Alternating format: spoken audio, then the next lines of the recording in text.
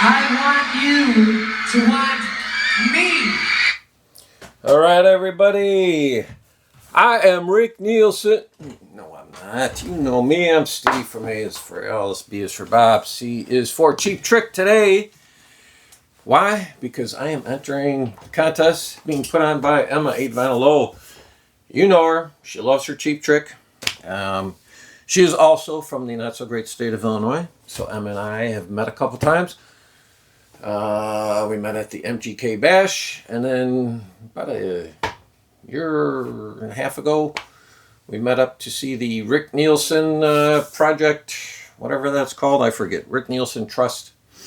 Anyway, y'all know her, y'all love her, and she is putting on this contest because one of the many convicted governors of Illinois, yes, I mean a felon, had declared April 1st as Cheap Trick Day way back in, I forget, was it 2007, I think.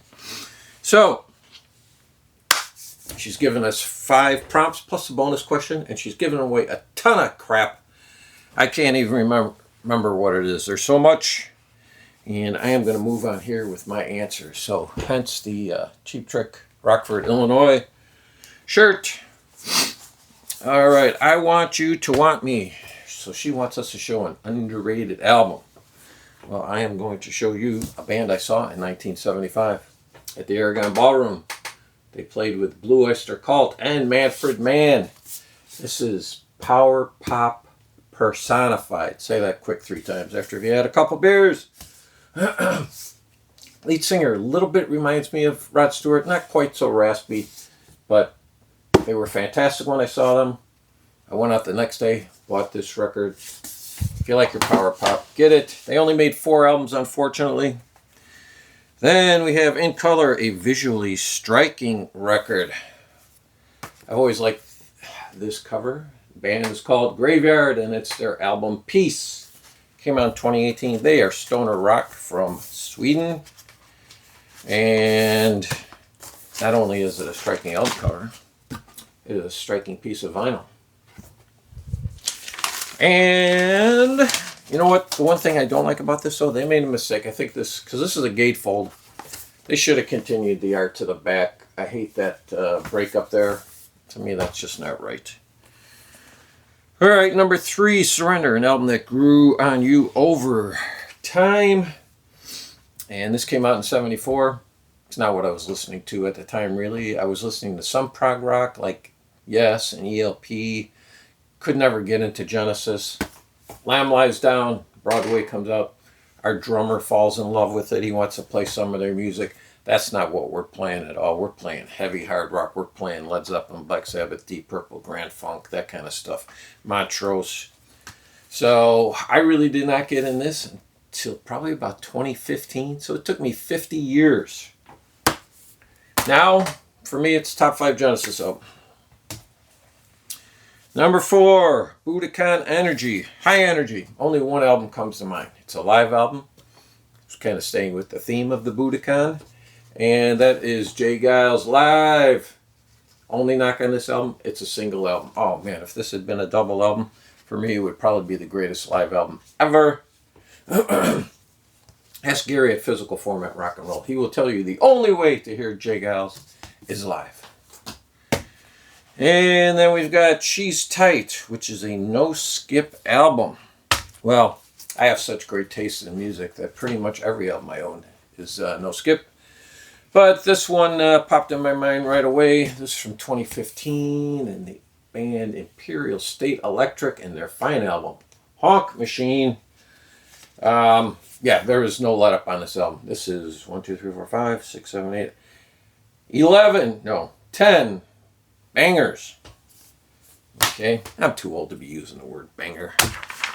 Okay, bonus, Cheap Trick memory. Okay, well, growing up in Illinois, and that's the big thing about concerts, you know, a lot of it depends upon when you were born and where you grew up.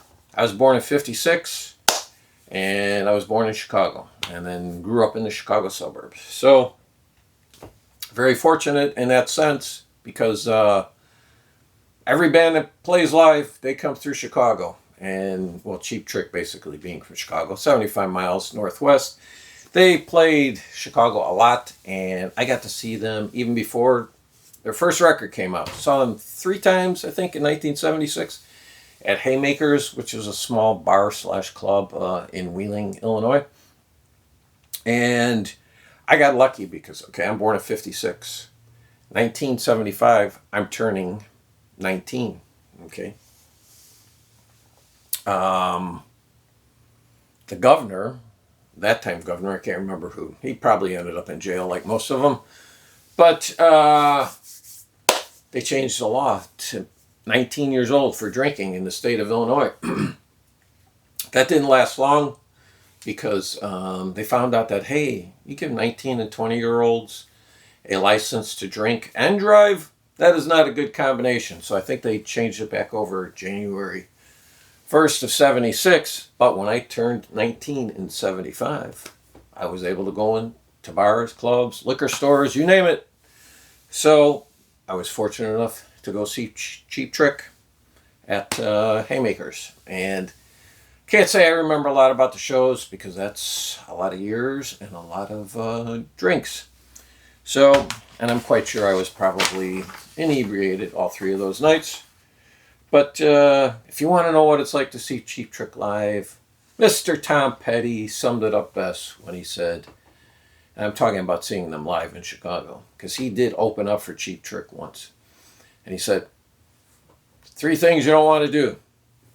Open up for Springsteen in New Jersey, open up for U2 in Ireland, and open up for Cheap Trick in Chicago. So there you go, Emma. I hope I have met and fulfilled the criteria. Just got this under the wire.